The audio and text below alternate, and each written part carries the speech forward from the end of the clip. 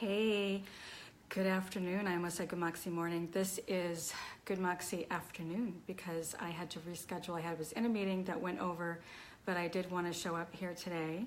I'm going to start doing this every morning, and today I had an appointment that had been scheduled way ahead of time. Hello, Taylor, way ahead of time, and so I knew this was going to happen, but I didn't know how late I was going to be able to do this. So it's a little bit later, but I want to talk about sacrifice today because here's what I know. And I know this about, because I like to watch skating with the Olympics while the Olympics are on. Hello, my beautiful friend. Right back at you. It's kind of ironic because I want to talk about sacrifice, which reminded me of Olympic athletes. And Taylor's husband, her late husband, was an Olympic athlete, and he was in the Olympics. So it's a good topic. It's ironic. I want to talk about sacrifice because I think that really when I watch the Olympics and I hear them interviewed and I hear what they sacrificed, we know that people that are, highly successful in a certain area, that they sacrifice something, right? And I know that when you hear the word sacrifice, you're probably cringing. None of us like the idea of sacrifice. I mean, the word itself sounds awful, right? But there are things that we do sacrifice, and it's not. But what I started learning and realizing in what I have sacrificed to build my business, what I have sacrificed for my kids, what I've sacrificed to get certain goals met, what I sacrifice, those things aren't important. And I started noticing this over and over and over. What is important and what really gives me like that amazing feeling, right? Just like an Olympic athlete, can you imagine how amazing that feeling is to win a gold or silver? They say actually that the bronze or the gold, they've done studies. I was reading an article once and I thought that was pretty interesting that it's the gold or the bronze that they all have different feelings, and that the silver, the person that won the silver medal tends to have kind of an attitude of, like I was so close to winning the gold because that's the objective, right? And then the person that wins the bronze has a feeling like I almost didn't make it on the stage, right? So back to where I was going with sacrifice. I really don't like the word sacrifice, but there are things that you give up in exchange for reaching your goal. And so some of those things that I've had to do and what I've sacrificed are, I've sacrificed for my kids and I've sacrificed for, getting where I need to go in my business is I've sacrificed having a boyfriend. I noticed that. But here's the thing. That wasn't like important to me. And what I noticed was having a man around that was not on the same page with where I was going. And that's hard to find. Why would I expect someone to be on the same page with where I was going with my goal, right? But I sacrificed it because I noticed in the past that it would take me off track, right? And I wasn't giving my all and giving all of my focus to my business and getting to my goal. Now, that doesn't mean that you can't have both. I think that you absolutely can. I just noticed with myself that I wanted to, I had so much time and energy to give to my business and so much time and energy to give to my kids, and throwing in somebody to distract me from those two important things was something that I was willing to sacrifice for a time, right? So yes, it's about choice. And I want to say this, that I don't see it that I sacrifice or miss out on anything. And I know that there's always a time I talked to a dating coach. I thought this was interesting that she was like, I noticed that, I didn't hire her, but I noticed that she said something that has left me going, huh? And what she said was, well, you don't want to be alone. You don't want too much time to go without finding a love life or whatever, and then you be too old for it. And I was just like, huh? And so then I asked myself, okay, if I were to look, when I'm older, if I were to look back at my life and accomplish my goal of my business and my, getting my kids where they need to be and really focused on that, will I be sitting in a granny chair at 100, looking back and regretting that? No. And will I feel like I missed out by not having a man in my life at this point in time? The answer was no. But would I regret not having a successful business and not giving my kids my own, yes, I would definitely regret that. So it doesn't feel like a sacrifice. So really think about it, like look at it that way, because there will come a time when I will have more time for dating and a man, okay, finding the right man. I can find the wrong man, that's for sure. Found a few of those, the wrong man for me. But I also don't go out a lot and don't have a lot of, like, I don't go out drinking, dancing, that type of thing. I mean, when I do, it's in Las Vegas, or I'm having, you know, I'm planning it in a business trip, and I'm combining both business and pleasure. I don't go out and fill my life with a lot of social events just for fun or hobby right now, because I am focused on hitting goals in my business. My business kind of is my hobby, it's my passion. And so when people see me, or they claim that I am, or point out that I am sacrificing the fun in life, they don't realize that my business is fun. And if I didn't reach these goals, I would regret it later. I really would regret it. But I know, because I've thought this through, I will not regret going out drinking, sorry, I had a phone call come in. So my point is simply this: quit thinking that you're sacrificing when really you're not. Really just assess it and think about it, because what is your goal? What are you going to regret not putting focus to and not achieving? And really ask yourself that. I know family is most important, and that's why I actually started my business. One of the reasons why I started my business in the first place, because I could do it from home. It gave me a lot of freedom, and it gave me flexibility, because I kept in sales. I kept hitting ceilings that the company would, give me, and I couldn't break past, or sometimes couldn't even break six figures, because they would put ceilings on what I could make. They would restructure commission and so forth. So I wanted freedom in a lot of ways, and I wanted to stop putting, silly meetings in front of my kids, which was happening in the morning, and it was stressing me out, getting to meetings at 8 a.m. and throwing Pop-Tarts in my kids' face. I remember a couple of those mornings thinking, what am I doing? I'm putting this lousy job that's going nowhere in front of my kids, which mean everything to me. And so that's why I started my business. So yes, you will sacrifice, but I want you to really think about, is it really a sacrifice? So are those Olympic athletes that throw their heart and soul into something that they love, are they really sacrificing? No. And I bet you they're not really thinking of it as sacrifice either. So really assess what it is. That's how I look at it. Like, I look in the future and I ask myself, will I regret this?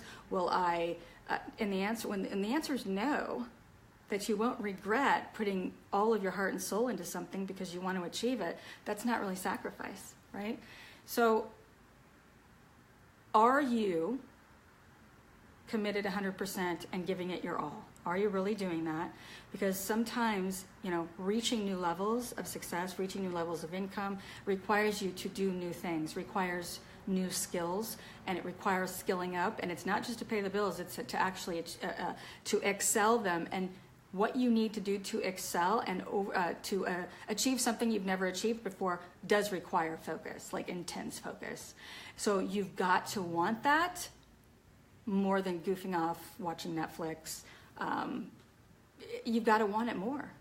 And so when you can answer yes to that, yes, I want it more than I want leisure time, and I want it more than staying in this place, do everything you can to get there. Because I'm here to tell you, the sky really is the limit with your income. It really is the limit with what you can do with it, when you don't see it as a sacrifice, okay? If you make the choice to do one thing that you want, then don't bitch about what you're missing out on. Yeah, I don't really, that's interesting that you said that, because I don't ever catch myself bitching about that. But I have heard people, I have heard someone, I'm not gonna say their name, but I have someone in my life that does, and they call it sacrifice. They call parenting sacrifice. And I've made so many sacrifices for this, family, blah, blah, blah. And it's like, I don't see it as sacrifice. So if my goal, for instance, is to get fit, and my goal, for instance, is to lose, 30 pounds, get in the best shape, or even to be in, let's say if you're competing in a fitness, a bikini contest or fitness, exchanging the time that you're putting into working towards that, exchanging that instead of, eating junk or eating popcorn at the movies or, I don't know, watching Netflix, okay? And instead of watching Netflix, you're working out. That is not sacrifice. So that's where I'm going. Really watch what you say. Hi, Stephanie. Really watch what you say and what you call certain things. So that is the point I want to make today. If a person wanted to look at it this way, I've sacrificed having a man in my life. I've sacrificed, for the last 5 years anyway, 6 years, I've sacrificed going out on Fridays and Saturday nights, right? I used to do that with friends, drink, have fun. I don't do that anymore. Do I feel like I'm missing out? Absolutely not.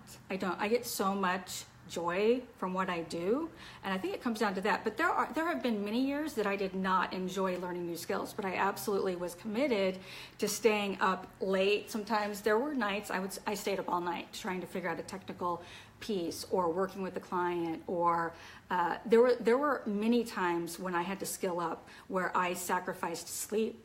Yeah, but do I regret it? Absolutely not. So really think about what it is that you are exchanging your dreams for. Like, what are you exchanging your dreams for? And in the grand scheme of things, what are you going to walk away with or without and regret? Are you going to have regrets not going for it? Most likely, that's what they say. I mean, they've done studies on this over and over, and people will regret certain things. Being away from their family too much, right? Putting their career in front of their family. But building my business has been kind of about my family in a lot of ways. And so I've not sacrificed, I've been able to balance those both, and you can find a little bit of balance there. I have heard I've heard a lot of people say that you can't have both. Very highly successful, some of the men that were at 10X. For instance, the speakers that were at 10X in Las Vegas a couple months back, I heard them say that you can't have balance, and I've really wondered about that. It is something to definitely strive for, and it's not the easiest thing, but I have been able to always be there for my kids and be there for my family and manage this business and grow it. There have been times when I have pulled back, but I'm here to tell you it was only because I was having trouble managing my emotions and the stress of the new level, okay? But once I mastered it, hired the right people or got the right help with understanding what it was. So it wasn't the workload, it was the managing the headspace and learning new skills and skilling up in how to manage the headspace. But I think you absolutely can find the balance for you. Yes, it might be a little bit off in terms of what the average person sees. It might look a little off in terms of balance, because if you work 80% of the time, well, some people would consider that a workaholic, right? Right now, my teenagers don't need a lot of my time. They don't necessarily want me around either. So that makes a difference too. So things have changed a little bit. Okay, so here's my point. You're not sacrificing to reach a dream. Let me just tell you something that I've had in my mind. I've had this dream in my mind since I was a kid, but I never was able to do anything with it, and that was to skate. And it's always kind of been there, and I've not really understood why. I've been skating. I'm not the best ice skater in the world, but I love it. And I noticed that I love watching it, and I actually love doing it. And so I have not taken the time at this point in my life to actually hire and really look into that, what it would take to compete. It sounds fun. I want to do it. So it's something that has never really gone away with me. It's something that it's just always been there, right? And so I have decided, by the way, law of attraction, I guess, I actually attracted a coach, which I'm going to be starting. And so I'm working on, muscle stretching, working out to prepare for that. Now, balancing that in my business might be tricky. But my point is, it's been a dream of mine, and I honestly don't think that it should ever be ignored. So if you have this dream and it's been there and you just keep ignoring it, ask yourself, why?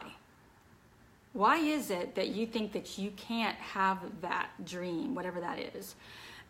What is it that has compelled you to condition yourself to believe that it's not for you. Even though you want it and it will go away, why is it that you restrict yourself from it, from achieving whatever that is? And will you regret it? So I asked myself, if I never skate, if I never compete in figure skating, and I never hire the coach, and I sacrifice that, will I regret it? Yes, because I'll always ask myself, like, why didn't I just do it? Why didn't I just do it? I have always, okay, not always. Early on, I started having this feeling that I would regret certain things, like just trying it, just doing it. And I noticed that I came from a family, parents, even my siblings, that did not allow themselves to go after what they wanted. And I just had this personality, I suppose, that let myself do things. And my kids have always kind of noticed that about me too. And I hope that it teaches them something. I think, and this is what I tell my kids, anything is possible. So if you dream it, you can believe it. Or if you dream it and believe it, it's there for a reason. Like God, universe, I call it God, put that in your mind for a reason. Why? Is it because you're supposed to go after it? Most likely it is. You're supposed to immerse yourself in it in some way, shape, or form, right? So don't ignore those dreams. And even if it's difficult to get to that, ask yourself this too. As you are accomplishing whatever feat, whatever dream that you're going after, ask yourself, if you stop, which a lot of people do, and pull back, are you going to regret it? Like, can you do that? Can you envision yourself in the future and ask yourself that question and then give it a really just honest answer? And the first answer that pops up in your head is the answer. Like, don't overthink it. I sometimes do that where I overthink it. But ask yourself, see yourself 20 years, 30 years, 40 years, 50 years from now, and ask yourself, am I going to regret not going after this, or regret stopping? Because we start and stop, right? We start to go after it. Oh my God. And then we pull back for all kinds of reasons. And a lot of times I'm telling you, more times than not, it's because what will people think? So think, are you living your life for yourself? Or are you living your life for what other people might think of you? Okay, so ask yourself the question, will I regret not doing this? Instead of living in a place of fear and living in a place of, but what if this happens? Will I regret going after it? Will I regret spending the money on the coach? Will I regret? Ask yourself, will I regret not doing it? So you really just need to flip that question. And if the answer is yes, if your gut instinct is yes, I will regret going after this, then you got your answer. Do it. Do it. There's a reason why you want it. It's not because I know there are impulsive people. So I there are impulsive people. And so maybe even you've had these impulses on a lot of different subjects and a lot of different things, and you notice that you stop, you start and you stop, you start and you stop. You killed your confidence in that area, and you've proven to yourself that you have these passing fancies, and then all of a sudden they're gone. And here's the thing, though, you actually did that to yourself. No one did that. You did that to yourself. Like, you pulled back each and every time, and you didn't let yourself stay in the fire of the what I call the fire, and staying in that place of what it took to master it. Because we're talking about mastering something here. Going after a goal, right, isn't just about buying it, or isn't just about grabbing or taking it. It's about achieving some kind of goal or achieving some kind of skill set to attain it, right? So if you give up while you're standing in the fire because it gets too hot and you just don't like it, and you start something else, you've literally killed your confidence, and you created a habit around this, and you will have not just one regret, you will have a whole studio of regrets in your life. So this is what I say to that. Start staying in the fire until you accomplish something, and build your confidence to the point. See, I in my 20s noticed, that I had hurt my confidence with certain people, like choosing the wrong people in my life, and I let that bother me. But then I started also noticing that I wanted change, and I wanted it enough to make changes, like in my career, make changes. I went back to college. I went to college when all of my friends were finishing up college, because I worked in an insurance company, the most boring job I've ever had, by the way, American Mutual Life. I worked in the underwriting department, and I worked with agents and analyzed reports, insurance. Talk about boring. I remember making myself do that for 2 years, And I think that hating it, like just really hating it, pulled me out of that. And I started realizing I can do whatever I want. So I went back to college. And it was that taking that step. And so I got a degree in education. And it was me taking those steps and making those changes and then achieving something helped me realize I can achieve something. I can achieve anything I want as long as I manage my emotions and learn how to stand in the fire long enough to achieve it. And so just like me making the decision to have a home birth, that was unusual here in the United States. A lot of women don't do that. I got a lot of grief about it. I had taught myself enough, educated myself enough, and realized it was something that I wanted to do. I absolutely decided to set up ways that I would not get out of it, meaning like I did not have an appointment at the hospital, or the hospital did not know I was having the home birth, meaning I didn't set up a plan B. I think that's what I'm trying to say here. A better way to explain it. I did not have a plan B or a plan C. It was a home birth, and I knew that that's what I was going to need, like to get me through it. And so that was another achievement of mine. I stood in the fire. I call it the ring of fire now. No epidural to reach for, and I achieved it. Okay, so I began to see what it took for me to achieve something and what it was doing to my confidence, and what it was doing was building my confidence. So get a coach. You know, I had a midwife. She was like a coach. I honestly don't think that I could have done that without her. However, looking back now, she had prepared me mentally for the first 2 hours that I was in labor, 3 hours, and it like came on very fast. First 2 or 3 hours, I didn't realize it until later that it was 2 or 3 hours. I was alone in that house in labor, like very strong contractions. So what that standing in the fire and getting that coach, getting that midwife, her preparing me mentally for it helped me in so many ways, like not just helped me with the home birth. It helped me see myself differently. It helped me understand, okay, if you don't think you can do something, get a coach. Okay, because there are so many reasons why we pull back, and most of the time it's because we don't know what we're doing, right? When we're stepping out and doing something new, so you've got to get a coach at some point to help you through that. You would be shocked at how fast you can get things done, and because the mind does play tricks on you. Okay, so if she hadn't prepared me, I'd be calling the hospital, like, get me out of here. I'd call 911. Like I'd panic because I had been conditioned to believe I couldn't handle it.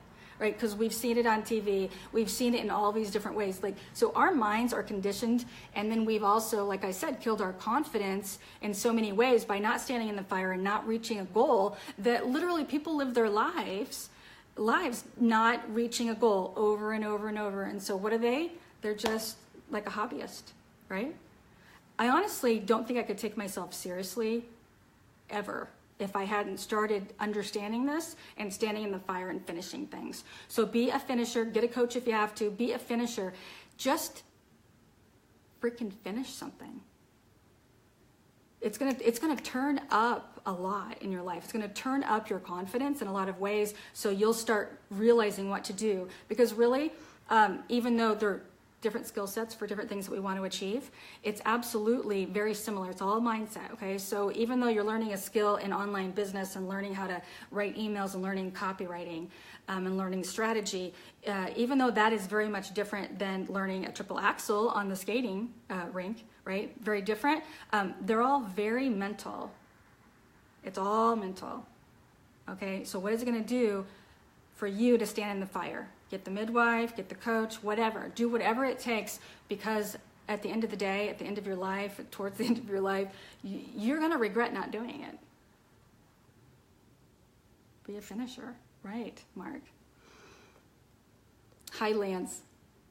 Lance, I'm going to work with you someday. When I asked to work with you, Lance is a, what do you call yourself, Lance?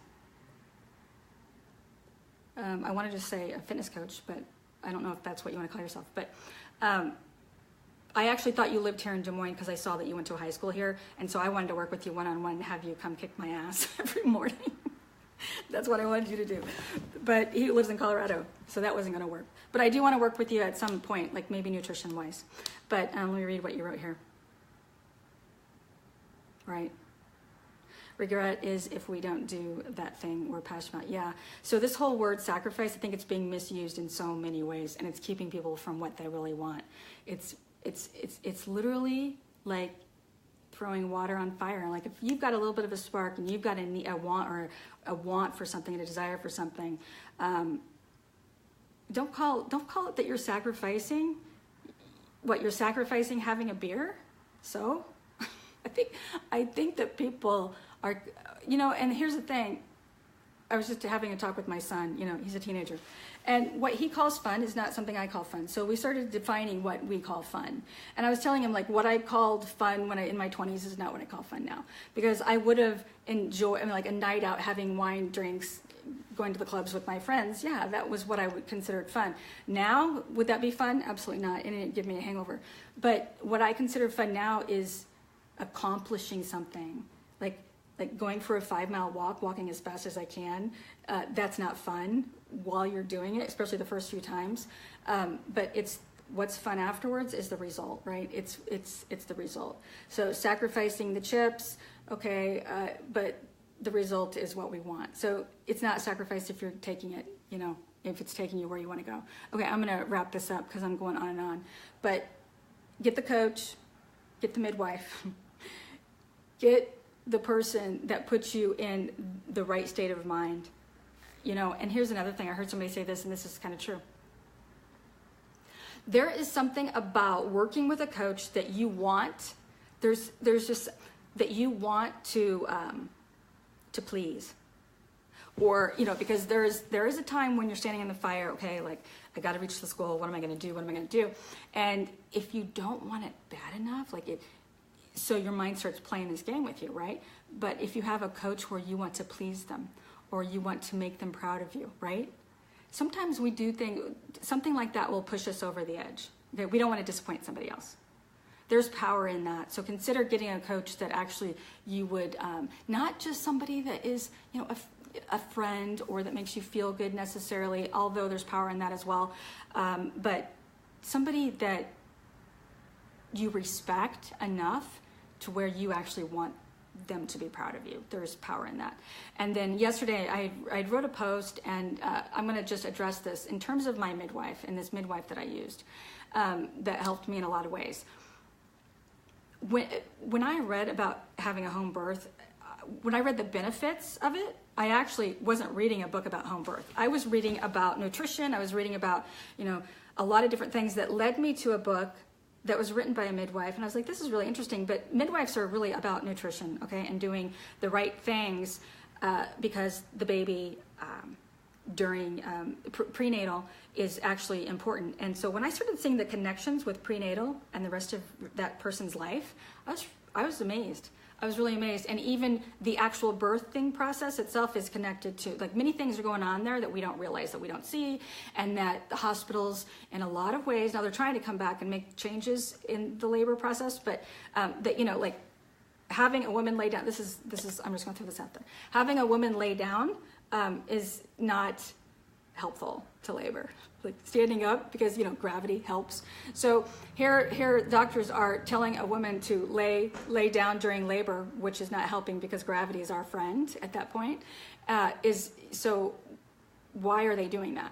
It doesn't even make logical sense. Well, in a lot of ways they're doing it because they're trying to control the situation. So they're making it about themselves. Now, a lot of people are going to see that what I'm saying is controversial, but this is what I learned, and it made sense to me. So because it made sense to me, I went for it, and I had this home birth, left all the drugs out of it, and for instance, the things that when they pull on the baby's neck can cause MS and epilepsy and all kinds of things. And when you think about it logically, that's not good. It can't be good, but the doctors are doing things for themselves in a lot of ways to make things easier for themselves. Now, I just said something that's really going to piss someone off, right? But they are. So when I read about that, I thought, okay, I totally believe in this now. I get it. There's so many things that this book just taught me. Now, what do I do? So I called a midwife and talked to a midwife, and in fact, talked to her even before I was pregnant because of the nutritional aspects that they understand about. Okay, so she gave me some tips, and by the way, 30 days after I had my first appointment with her, I was pregnant. So I did change my nutrition. She helped me with that. And so she helped me with that as well. But in terms of hiring her for home birth, I wasn't sure if I could do it. And that is what you're going to feel anytime you see something that you want. If you've killed your confidence in so many other ways, you're not gonna believe.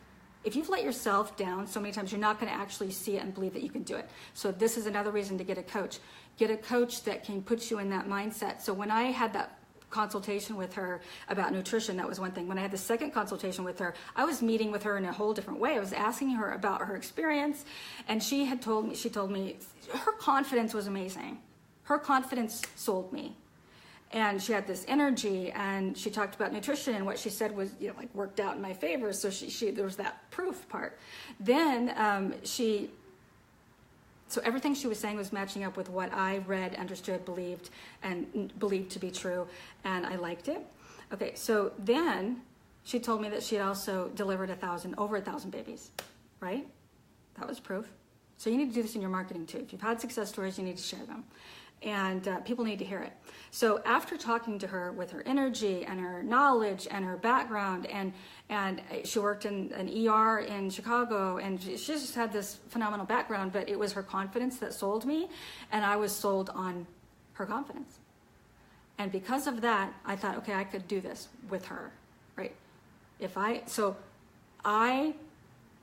And by the way, I have a very low pain threshold. That was another reason why I didn't think I could do it. But I set up ways, right? So if you want something and you've killed your confidence in other ways and you don't think you can do it because you think you're a wimp or whatever, set up ways to make it. Don't set up a plan B or a plan C. Plan A, and get all the things that you think you're going to need. A coach, the right coach, okay, do your research or whatever, and then get the right coach for you, the one that seems confident, the one that has some success stories behind them, and do what you feel like is right for you, and you'll get there. You'll get there. And both times, so she helped deliver 2 of my babies, which, by the way, she refuses to say that she delivered them, which I love about her. She always said, no, I caught them. So she was the baby catcher, and then I delivered my own baby. And I love that. So she puts the power in you. And that's exactly what she did. Like, she empowered me. Doctors don't do that in the labor room. People need to take responsibility, do the research themselves. Yeah, they can make an informed decision. Yes. Yeah. So here's the thing. When you're in sales, and you are having a consultation, that's going to happen. There's only 2 reasons people make a no decision. It's not always about you. It's either they don't trust you as a coach. If you're a coach and a consultant listening to me right now, it's either that they don't trust you or they don't trust themselves. So ask them. Ask them in the consultation. If they aren't working with you and they say no, which rarely people will just say no, sorry about that. They'll act like that there's another reason. But a lot of times the reason is because they don't trust you or they don't trust themselves. But if they trust you and they don't trust themselves, that's power. There's power in that. So they can make a decision based on you. So if you've ever noticed somebody, you listen to someone, whether it's Tony Robbins, whether it's Mel Robbins, I just now noticed that they have the same last name. Just occurred to me. Whoever it is, if you feel like whatever it is that they're putting out there on the stage, or whatever it is that they're putting out, the energy that they're putting out, the passion, the energy, and what they're saying connects with what you believe, hire that person. Hire that person because they can get you to the next place, okay? They can get you to where you want to go, most likely, because they can put you in the right headspace. So if you like somebody's energy and you notice that it empowers you, then that's the person for you, in my opinion, right? Because that's the place. I'm telling you right now, staying in the zone, staying in that place is the answer. So ask yourself, what's it going to take for you to stay in that headspace and stand in the fire? Sometimes you do need a little bit of hand-holding. I remember my midwife, like at the very end, I was like, holy buckets, I can't do this. And those words came out of my mouth. Here, we're in the last minute, and I said, I can't do this. Oh my God. And I told her to get the phone. So there is going to be that time where you panic and you pull back, right? You pull back. And she said, you pull back one more time and the baby is going to go up even farther and you're going to have a lot longer. And that's all I needed to hear. And so that baby came out. But I remember both times after her helping me deliver, I said to her, I couldn't have done that without you. And I even grabbed her arm like, do you understand that? Like, I couldn't have done that without you. So do whatever it is, get around the right person, invest in yourself. Like you're not really investing in that coach, you're investing in yourself. But choose somebody that gets you in the right headspace. That was my message there at the end. Have a great day. I hope this helped. And send me a private message. If you are interested in High Ticket Mastery, it's a year-long program. It would start the minute that there are 40 videos in there to help you start taking action. If you want to be a part of it, you would be in it for a year, and there are many different skills that we skill up on in that year, so that you are focused. But there are 3 main ones, and that is build your list of leads, understand your messaging, and start being consistent with it, and then putting your offer together and learning how to sell. You got to know how to sell. If you don't know how to sell, that I will say that if there's one thing that keeps people from reaching their goal in business, it's because they don't know how to sell. You got to learn to sell, because you're going to be selling, and it doesn't have to feel slimy or icky. I think women have these feelings come up, right? And they don't know how to deal with them. Well, I'm going to show you ways. If you want to join High Ticket Mastery, I'm going to show you ways to not feel slimy. And this is one of them. And that is on video, because it can be very, very powerful. People pick up on your energy. They understand. Okay, there are a lot of things going on when you're putting yourself on video. Okay, people are picking up on a lot of things. So that is what people are looking to do. They want to connect with you. They want to see you face to face. And, it could be on Skype in a consultation too. But phone, video works, because people want to trust you, okay? Good luck, have a great day, and send me a private message if you want to have a consultation with me. Or you can just go to my calendar, which is coachmecrystal.com.